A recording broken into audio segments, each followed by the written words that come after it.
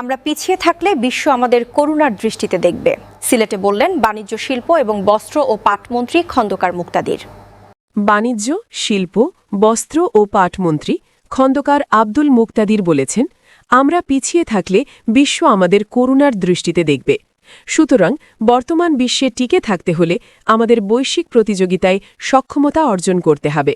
তিনি আজ শুক্রবার সিলেট ওসমানী আন্তর্জাতিক বিমানবন্দরে সরকারি কর্মকর্তা ও দলীয় নেতাকর্মীদের সঙ্গে শুভেচ্ছা বিনিময় শেষে সাংবাদিকদের প্রশ্নের জবাবে তিনি এসব কথা বলেন।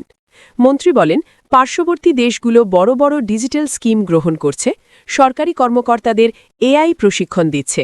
তাই আগামী 5 বছরের প্রতিটি দিন কাজে লাগিয়ে বাংলাদেশকে বৈশ্বিক অবস্থানে এগিয়ে নিতে সরকার আন্তরিকভাবে কাজ করবে। নিত্যপণ্যের দাম নিয়ে এক প্রশ্নের জবাবে মন্ত্রী বলেন, বাণিজ্য মন্ত্রণালয়ের অন্যতম প্রধান দায়িত্ব হল খাদ্য সামগ্রীর দাম স্থিতিশীল রাখা। বিশেষ করে রমজান মাসে এই দায়িত্বের গুরুত্ব বেড়ে যায়।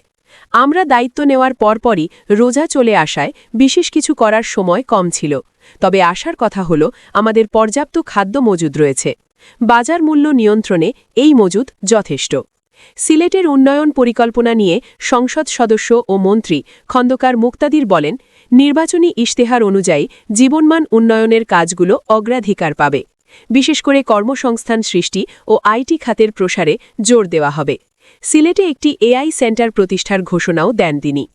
আইটি পার্কে কর্মসংস্থান প্রসঙ্গে তিনি বলেন, বিনিয়োগ আকৃষ্ট করতে হলে যোগাযোগ ব্যবস্থার উন্নয়ন এবং লাল ফিতার দৌরত্ব কমাতে হবে।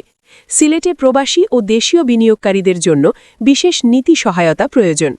আমরা এসব বাধা দূর করে একটি বিনিয়োগ বান্ধব পরিবেশ নিশ্চিত করতে কাজ করছি, যার প্রতিফলন দ্রুতই দৃশ্যমান হবে। এ সময় অন্যান্যদের মধ্যে উপস্থিত ছিলেন সংসদ সদস্য এম.এ. মালিক, সিলেটের বিভাগীয় কমিশনার খান Mohammad Rezaun Nabi, range DIG Mohammad Mushfiqur Rahman, metropolitan police commissioner Abdul Quddus Chowdhury ও জেলা প্রশাসক মোহাম্মদ সারোয়ার আলম, সিলেট মহানগর বিএনপির ভারপ্রাপ্ত সভাপতি রেজাউল হাসান কয়েস লোদি, জেলা বিএনপির সভাপতি আব্দুল কায়ুম চৌধুরী, মহানগর বিএনপির সাধারণ সম্পাদক ইমদাদ হোসেন চৌধুরী সহ স্থানীয় নেতৃবৃন্দ।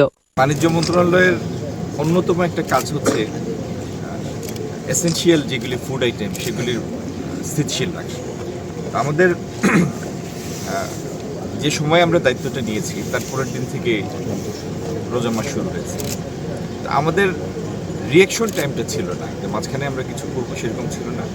কিন্তু ভালো দিকটা হচ্ছে আমাদের হাতে যে পরিমাণ সরবরাহ আছে সেই সরবরাহ বাজারে মূল্য স্থিতিশীল রাখার জন্য পর্যাপ্ত। সুতরাং এটির জন্য কোনো শঙ্কার কারণ নেই। আর সিলেটের জন্য যে পরিকল্পনা, এই দীর্ঘ নির্বাচনী প্রচারণার সময় আমি আমার প্রত্যেকটা বক্তব্যে এটির উল্লেখ করেছি এবং আমার ম্যানিফেস্টোতে যা আছে আগামী 5 বছরে তার অক্ষরে অক্ষরে বাস্তবায়ন করার চেষ্টা করব ইনশাল্লাহ। আপনারা